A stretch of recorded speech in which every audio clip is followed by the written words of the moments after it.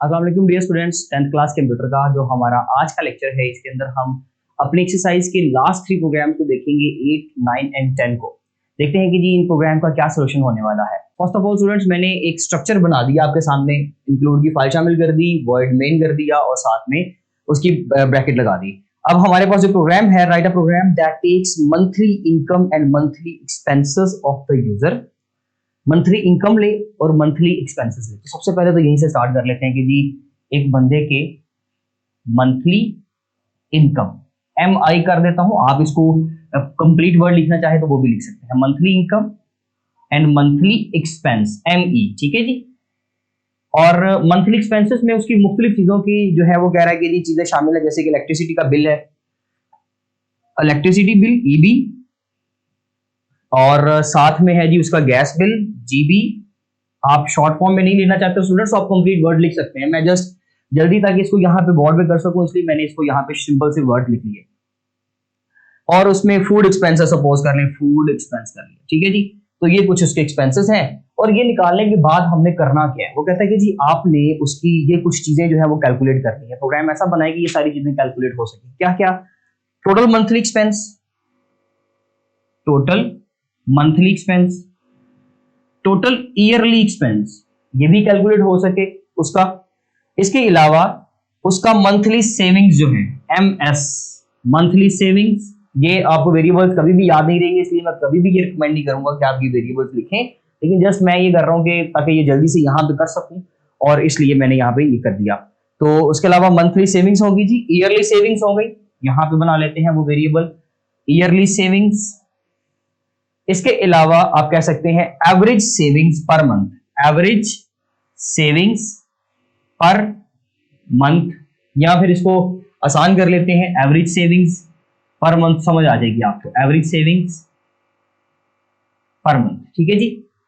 उसके अलावा इसके अलावा है जी average expense per month, average expense per month. ये डिफरेंट वेरिएबल्स हमने बना लिए। मैं आपको जस्ट इसका क्राइटेरिया बता दूंगा, हम इसको करेंगे कैसे। स्टूडेंट्स देखें, सबसे पहले तो हम उसके एक्सपेंसेस को कैलकुलेट करेंगे, ठीक है, और सबसे पहले हम उसकी इनकम लेंगे। तो इनकम के लिए स्कैनएफ का फंक्शन लगाएंगे।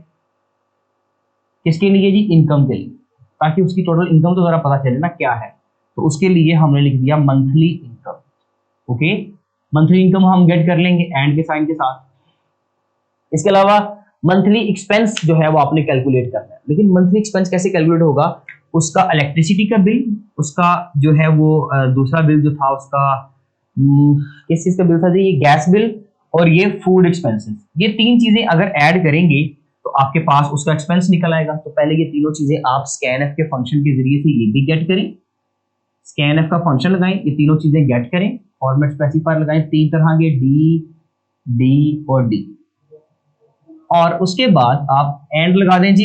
एक इलेक्ट्रिसिटी बिल, दूसरा है उसका गैस बिल, और तीसरा है उसका फूड एक्सपेंसेस। नहीं जी, इन तीनों के वेरिएबल्स की वैल्यू आपने इस तरह से गेट कर ली।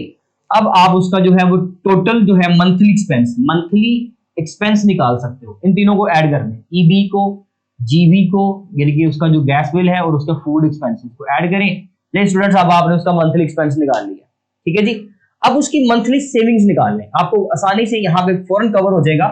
डेफिनेटली आप इसके आगे करेंगे, लेकिन मैं यहाँ से थोड़ा सा नीचे कर रहा हूँ।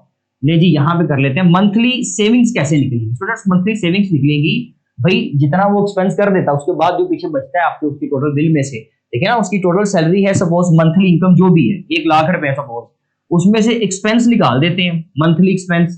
तो पीछे क्या बच जाएगा भाई? डेफिनेटली पीछे बच जाएगा उसका मंथली सेविंग्स। तो मंथली सेविंग्स जब निकल आएंगी, आप उन सेविंग्स को, जब आप ईयरली सेविंग्स निकालना चाहते हैं तो आप उसको 12 से मल्टीप्लाई कर दें, आपकी पूरे साल की सेविंग्स निकल आएंगी। अगर आप एवरेज निकालना चाहते हैं तो भाई पहले 12 महीनों की, अगर एक उसकी मंथली सेविंग्स जो है वो एक महीने के सपोज 10,000 रुपए है, तो उसकी पूरी ईयर की, पूरे साल की सेविंग्स कितनी हो जाएगी? 1,20,20 के वो 12 टाइम उसको मल्टीप्लाई कर देंगे 12 से, एवरेज निकालने के लिए 12 पे डिवाइड कर देंगे। तो बेसिकली इस तरीके से हम लोग ये करेंगे कि जिसके अंदर हमने मंथली सेविंग्स निकाली है, उसके बाद हम लोग क्या करेंगे जी, इसकी ईयरली सेविंग्स निकालने के लिए 12 से मल्टीप्लाई करेंगे, और एवरेज सेविंग्स पर मंथ, ठीक है ना, 12 महीनों की आप सैलरी आप निकालेंगे। याद रखिएगा कि 12 मंथ की सेविंग्स अलग से निकालनी पड़ेगी, इसलिए इसको 12 टाइम इस चीज को हमें कॉपी करना पड़ेगा कि जिसमें हम उसके बार बार एक्सपेंसेस ले रहे हैं, ये चीजें, ठीक है जी, और बार बार उसका टोटल निकाल रहे हैं। या फिर आप उसको 12 से मल्टीप्लाई करके एक रफ आइडिया भी ले सकते हो। करने के बाद, टोटल करने के बाद 12 पे डिवाइड करेंगे तो हमें एक एवरेज उसका मिल जाएगा, उसका एक्सपेंस भी मिल जाएगा और एवरेज उसकी सेविंग्स भी मिल जाएंगी। अगर एक महीने में उसका एक्सपेंस जो है वो सपोज कर लें जी 50,000 आ रहा है, तो सपोज कर लें कि जी आपने एवरेज 50 को ही मान लिया, तो फिर 50 ही आपका एवरेज एक्सपेंस होगा। तो ये इस तरह से बेसिकली इस प्रोग्राम को हम प्रोसीड करेंगे। और नंबर ऑफ वेरिएबल्स जो है स्टूडेंट्स वो आपके सामने हैं। मैं रिकमेंड नहीं करूंगा कि आप इसी तरह से करें, आप कंप्लीट वर्ड्स करके लिखें और उसकी प्रैक्टिस करें। If you have any type of question you can ask on the portal, आप उसको किसी भी टाइम पूछ सकते हैं, कोई इशू वाली बात नहीं है।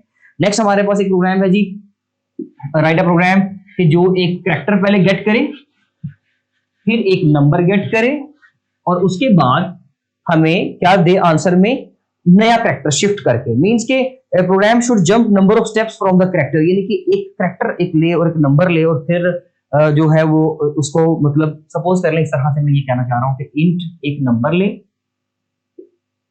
4 टाइप का एक कैरेक्टर ले। ch का फंक्शन बेसिकली ch एक रिजर्व वर्ड होगा, जिसमें हम लोगों ने सपोज कर लें जी कोई भी एक डिक्लेयर्ड वेरिएबल है, तो क्योंकि इसकी वैल्यू तो कुछ भी हो सकती है, हम दोनों की स्कैनएफ करेंगे।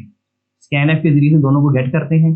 पहला आइडेंटिफायर है d और दूसरा आइडेंटिफायर है, या पहला c करते हैं उसके बाद d करते हैं, तो फिर इसी सीक्वेंस के साथ एंड के साथ पहले ch आएगा और फिर एंड के साथ आपका आएगा नंबर। अब स्टूडेंट वो कहना ये चाह रहा है क्वेश्चनर कि आप यूजर को एक ऐसा प्रोग्राम बनाकर दें कि यूजर एक इनपुट करे, कोई भी एक नंबर इनपुट कर दे, लेटर सॉरी कैरेक्टर होना चाहिए ए बी सी डी में से। सपोज उसने ए पुट कर दिया, स्कैनएफ के जरिए से उसने क्या कर दिया जी ए, और नंबर उसने पुट कर दिया 2, तो स्टूडेंट हम यहां पर लगाएंगे फॉर लूप। फॉर लूप लगाएंगे और उसमें हम लोग क्या करेंगे, या आप फॉर लूप लगाने की जरूरत ही नहीं है, बल्कि हम उसको सिंपल कर लेते हैं, क्योंकि अभी आपने फॉर लूप का कॉन्सेप्ट नहीं पढ़ा। तो आप ये करें कि हम लोगों को यहां पर नेक्स्ट कैरेक्टर चाहिए ना, तो ch में, ch की वैल्यू में ch प्लस नंबर कर दें। देखिए स्टूडेंट, ch की वैल्यू में क्या होगा जी a, और उसमें नंबर क्या ऐड हो रहा है, सपोज कर लें उसने नंबर की वैल्यू पुट कर दी 2, तो यहां पर आ जाएगा 2, तो a प्लस 2 का मतलब होगा a में प्लस करें नेक्स्ट वैल्यू तो b, और b में नेक्स्ट वैल्यू प्लस करें तो c, यानी कि a में अगर 2 कैरेक्टर हम ऐड करते हैं तो हमारा आंसर क्या बन जाएगा c।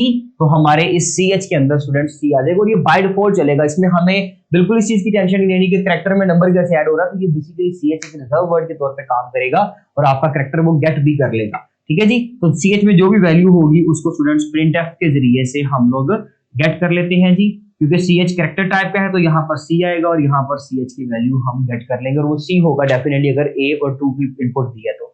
उसके बाद है जी write a program that takes radius of a circle as input, the program should calculate and display the area of a circle.